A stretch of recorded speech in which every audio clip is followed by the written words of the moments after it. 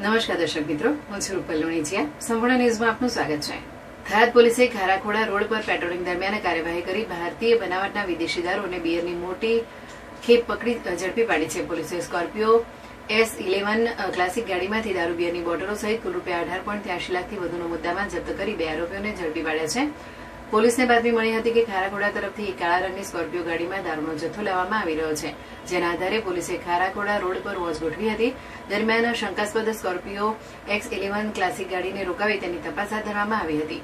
તપાસ દરમિયાન ગાડીમાંથી ભારતીય બનાવટના વિદેશી દારૂ અને બિયરની બોટલો મળી આવી હતી, જેની કિંમત ₹3,83,132 આંકવામાં આવી છે. વધુ તપાસ કરતા ગાડી પર લગાવેલી GJ05JQ 0555 નંબરની પ્લેટ ખોટી હોવાનું બહાર આવ્યું હતું. પોલીસે તપાસમાં ગાડીનો અસલી નંબર RJ12UA 5486 હોવાનું શોધી કાઢ્યું હતું. દારૂનો જથ્થો, સ્કોર્પિયો ગાડી તથા ખોટી નંબર પ્લેટ સહિત કુલ ₹18,83,132નો મુદ્દામાલ કબજે કરવામાં આવ્યો હતો. આ મામલે પોલીસે રાજસ્થાનના ઝાલોર જિલ્લાના બાગોડા વિસ્તારના રહેવાસી દિનેશકુમાર ઉર્ફે કરશનકુમાર ચેલારામજી રબારી અને સ્વરૂપસિંહ કુલસિંહ અજરસિંહ રાવણા રાજપૂતની ધરપકડ કરી છે.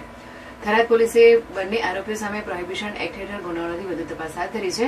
પોલીસની આ કાર્યવાહીને કારણે ગેરકાયદેસર દારૂની હેરાફેરીના નેટવર્ક સામે મહત્વની સફળતા મળી હોવાનું માનવામાં આવી રહ્યું છે.